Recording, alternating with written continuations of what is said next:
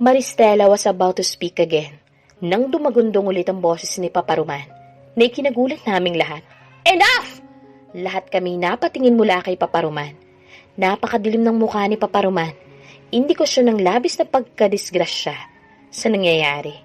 Pinaglipat-lipat niya ang kanyang tingin sa amin at nang dumako ang tingin niya sa akin, napalunok ako. Paparuman looked frightening at iilang beses ko lamang na nakita ang ekspresyon niyang iyon. The last time I saw him was when he found out that Lucas was cheating on me. Pagkatapos niyang tignan ako, napunta naman kay Ninita at sa iba pang katulong ang tingin ng matanda. Ano ginagawa niyo rito, ha? Kasama ba sa trabaho ninyo makichismis, ha? Magsibalik kayo sa mga trabaho ninyo! Galit na sabi ni Paparuman. Mabilis naman na nagsikilo sa mga kasambahay. Bumalik na sa kanilang trabaho. Nang mawala na mga kasambahay, ibinalik niya ang kanyang tingin sa amin. The three of you, he said, referring to me, Maristela and Lucas. Fix yourself. After fixing yourselves, pumunta kayo sa sala. Mag-uusap tayo. Ani Paparuman. Sa isang napakaseryoso at napakalamig na tinig, bago niya kami tinalikuran na nakatigagal. Ilang segundo rin kami binalot ng katahimikan bago nagsalita si Maristela. Maristela looked at me with her very sharp eye and said, "Hindi pa tayo tapos, bitch," she said through gritted teeth. Saka siya mabilis na nagmarcha pabalik ng bahay. Lucas on the other hand glanced at me first at umiling. Saka siya sumunod kay Maristela, leaving me with Mama Olivia. Now, who will explain what happened?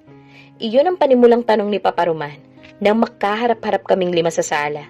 Magkatabi si Paparuman at Mama Olivia. Si Maristela at Lucas naman, magkatabing nakaupo sa sofa na nasa tabi ni Paparuman, while I am sitting alone on the other side. It was all that woman's fault. Hindi ko napigilan ang pagtaas ng aking kilay matapos kong marinig ang sinabi ni Maristela, but I still chose to stay quiet. Kung kami lang naman tatlo ni na Lucas at Maristela, kaagad kong sasagutin ang sinabi niya. But since Mama Olivia and Paparuman is here, then I should keep my innocent and tame act. Because I have strong intuition that this will benefit me. Lucas sighed first before he spoke. It was all just a misunderstanding pa. Kitang-kita ko kung paano labis na kumunot ang noo ni Maristela and how her jaws tightened after hearing what Lucas said. Tila napansin naman ni Lucas ang reaksyon ni Maristela dahil pasimple niyang hinawakan ang kamay ni Maristela as if he's telling her that he will take it from here. Pasimple kong inikot ang aking mga mata. Feeling ba niya nasa isang teleserye sila? Ang drama, ha? And what kind of misunderstanding is it? Na nauwi pa kayo sa pisikalan? Puno ng kaistriktuhan na muling tanong ni Paparuman. And that is when I decided to speak. I cleared my throat to get their attention. And when I successfully did, I tried to look and sound pitiful again. I looked at Paparuman's eyes as I started speaking softly and sadly. It was all my fault pa. Panimula ko, gamit ang pinaka-nakakaawang boses na kaya ko. I was too selfish. Ang tagal na po kasi since the last time na nakasama ko po kayong dalawa ni Mama. Kaya when Mama Olivia offered me to stay here until my vacations ends, I immediately said yes, not thinking of how it will affect Maristela.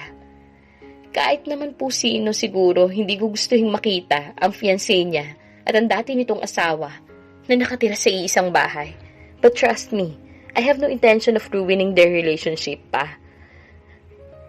Hindi ko po kayang manira ng relasyon because I know how it feels to be betrayed by someone you love dearly. Iha, naaawang sabi ni Mama Olivia as she reached for my hand and held it tenderly. I gave her a fake smile bago ko binalik ang tingin ko kay Paparuman and continued speaking. So, I gave it a lot of thought and I decided na mas makakabuti pa rin po siguro na umalis na rin ako rito. What? No way! I won't allow that! Mabilis naman natugon sa akin ni Mama Olivia. I looked at Mama Olivia and gave her a fake sad smile again. This is for the best, Ma. Hindi po matatapos ang gulong to hanggat walang nagpapakumbaba sa amin. Yes, an outsider po. Ako na lang po ang aalis. Outsider? How can you call yourself that, Selena? You are part of this family. You and your grandmother are part of this family. You are not an outsider. You may not be Lucas' wife anymore, but this will always be your home. Kaya hindi ako makakapayag na umalis ka rito. Something inside me felt happy upon hearing what Mama Olivia said. But it also made me feel quite guilty, knowing na ginagamit ko lang rin sila at ang kabaitan nila para sa mga plano ko. But I also can't back out now that everything is going according to my plan. So I have no choice but to bury the guilt that I am feeling right now. Your Mama Olivia is right, Selena. Ilang taon ka na naming kilala at nakasama, kaya hindi ka na iba sa amin. And just like what your Mama Olivia said, this is your home. Kaya hindi rin ako makakapayag na umalis ka rito sa bahay. Natahimik na kaming lahat matapos ang sinabi ni Papa Roman. But the silence that has started to engulf us has been broken when Maristela spoke. Ayaw niyong umalis ang babaeng nandito sa bahay. Does that mean na akong papaalisin niyo? Matigas ang tono sa pananalita ni Maristela habang sinasabi niyang salitang yun. I secretly agreed. Yes, Maristela, that's the reality that you will have to face. The reality that you will never take my place sa buhay ng pamilya ni Lucas at sa bahay na to. Hindi ka naman dito nakatira in the first place. Kaya anong pinagpuputok ng butsi mo? You can just go back to your hotel. I don't even know why you keep on coming here. Mataray na sagot ni Mama Olivia kay Maristela na may kasama pang pag-irap. I keep on coming here dahil nandito po ang fiancé ko. And because I know. Maristela gave me a sharp stare that this slut is planning something wicked behind her backs. Mama Olivia eyes sharpened. Tila hindi niya nagustuhan ang sinabi ni Maristela. Magsasalita na sana si Mama Olivia nang biglang magsalita si Papa Roman, dahilan upang mabaling namin ang aming atensyon sa kanya. And with a serious face and stern voice, Papa Roman said, "You better be careful with your words, Maristela. Selena may nothing but Lucas' ex-wife to you. But for me and my wife, she is a part of our family. And we won't tolerate anyone, most especially you, to insult her." Kitang-kita ko kung paano ilang beses na lumunok ng sarili niyang laway si Maristela habang sinasalubong ng mga mata niya ang tila nagbabanta ng mga tingin ni Papa Roman. Sa ekspresyon pa lamang ni Maristela, alam ko na bumahag na ang buntot niya matapos sa mga sinabi ni Papa Roman. I bet this is the first time that Papa Roman said something like this. Kung si Mama Olivia, napaka-straightforward magsalita. Si Papa Roman naman, ay madalas na tahimik lamang. Ngunit kapag naubos ang pasensya niya, doon siya nagsasalita and anyone that made him lose all of his patience is surely going to be humiliated and will be scared. And I am ecstatic that Maristela finally experienced it. I wonder how she's feeling right now. She must be feeling infuriated for resisting the urge to answer back. I mean, if she still wants Mama Olivia and Papa Roman's blessing, she should keep her mouth shut and strive to stay on their good side, which of course, I won't let her do. But when I took a glance at Mama Olivia, I caught her smirking at Maristela, as if she's enjoying Maristela's reaction to what Papa Roman said. And seeing Mama Olivia's reaction made me want to smirk too, but I held back. I kept my innocent and pitiful act as I bowed my head. Then with a shaking voice, I said, It's fine, Papa. I'm fine. Tama naman po si Maristela pa. She's now Lucas' fiancé. Kaya tama lamang po na ako na lamang po ang umalis. No! Hindi ako papayag!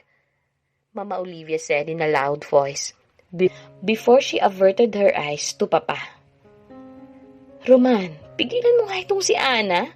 Nagangat ko ng muka at muli kong ibinaling ang aking tingin kay Mama Olivia at Papa Roman, still keeping the pitiful expression on my face. Ma, Pa, it's fine. Hindi lang naman po dahil kay Maristela at Lucas kaya ako aalis eh. Para rin po sa sarili ko. Kaya po ako aalis dito sa bahay niyo. Ayoko na po ng gulo. Bumalik po ako dito sa Pilipinas para magbakasyon at makapagpahinga. But I won't be able to do that if this will keep on happening. I just want peace in my life. And I am sorry to say this, Mama, Papa, but I think I won't have it here. Nang dahil sa sinabi kong yun, biglang natahimik si Mama Olivia. Bumakas din ang lungkot sa kanyang mga mata, which made me feel guilty again. Ngunit kaagad kong ipinagsawalang bahala ang guilt na nararamdaman ko.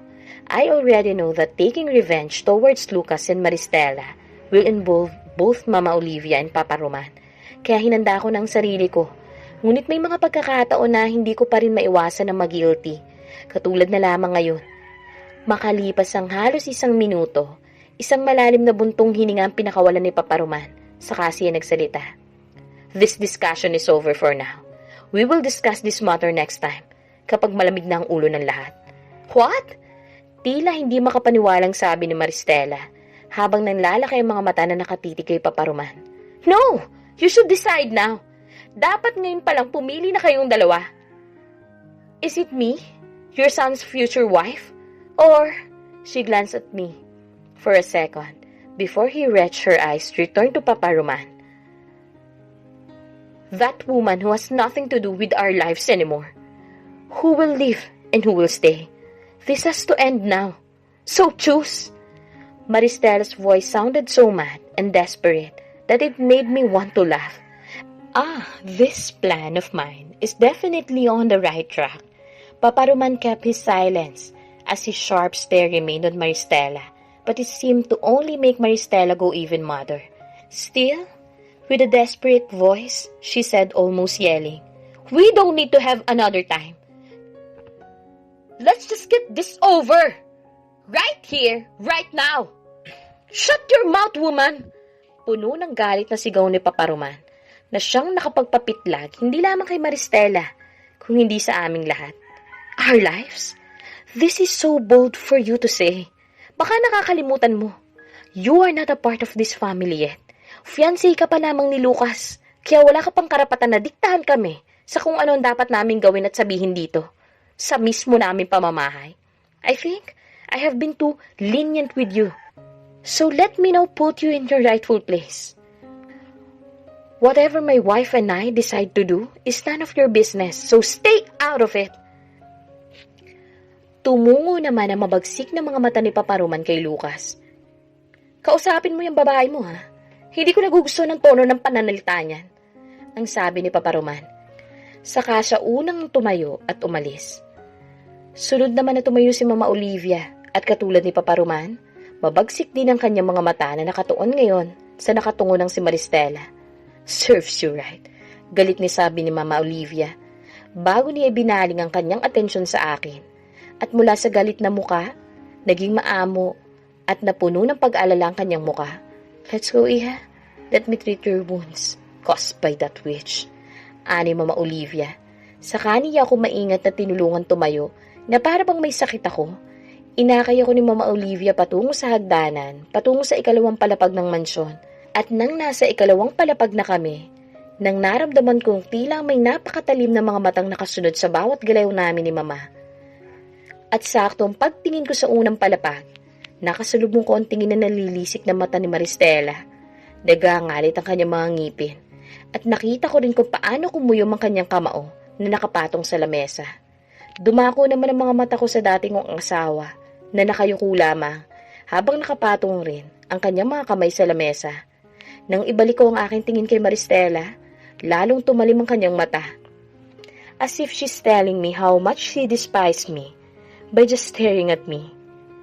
As if that's going to scare me and make me back down. Kaya naman habang binibigyan niya ako ng matalim na tingin na para bang gusto niya akong patayin, isang matamis na ngiti lamang ang sinukli ko sa kanya upang asarin pa siyang lalo. Tila lalo naman siyang nanggigil sa galit dahil sa ginawa ko, which made me grin.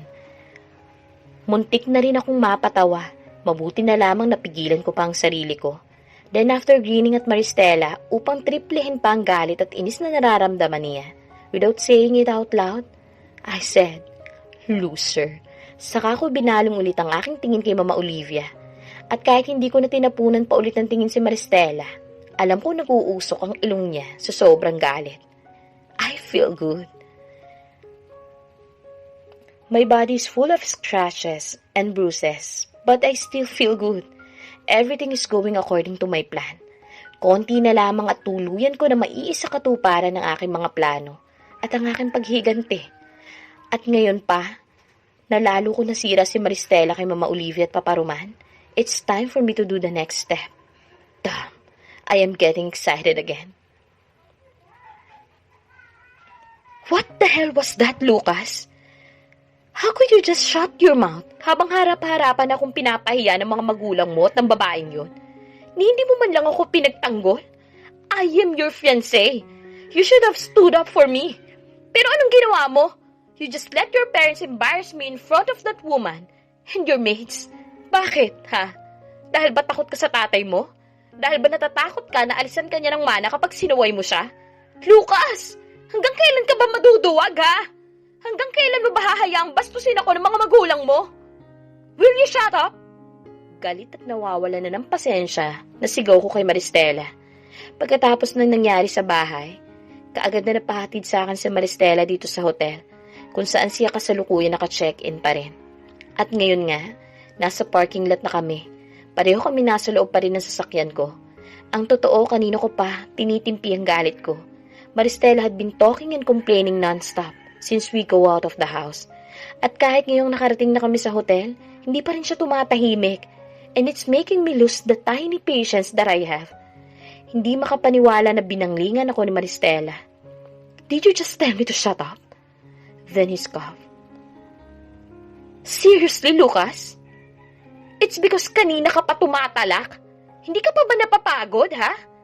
Hindi ka pa ba nagsasawa? Kasi ako pagod na. I already had enough with what happened at home. Kaya pwede ba, Maristela? Tumahimik ka na? Just let it go. Just let it go?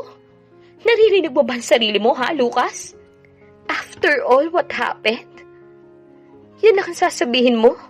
After all the insults that I got from your parents? You just want me to let it go? No way! Then what will you do, ha? Aawayin mo na naman si Selena? Mag-e-eskandalo ka na naman sa bahay? And then what? You'll anger my parents again. For goodness sake, Maristela, mag-isip ka naman, pwede ba? You know very well na hindi boto sa'yo mga magulang ko. And fighting with Selena will only make it worse. Then what do you want me to do? Just sit back and act as if I am unaware of what that bitch is planning, ha? Isa pa, sinaktan na rin naman ako, di ba? And why are you even taking her side? Bakit pakiramdam ko mas kinakampihan mo pa ang babaeng yun kaysa sa akin? Because you were in the wrong. Ikaw ang lagi nagsisimula ng gulo. Ikaw ang laging una nang aaway at sumusugod. You kept on provoking Selena. You wouldn't leave her alone kahit pa wala naman siyang ginagawa sa'yo. It's because I know that she's hiding something. I know she's plotting something. That woman is crazy about you, Lucas. Do you really believe that vacation is the sole reason why she came back and even stayed in your family home, huh? If she's in her right mind, she wouldn't stay sa bahay ninyo kahit pilitin pa siya ng nanay mo.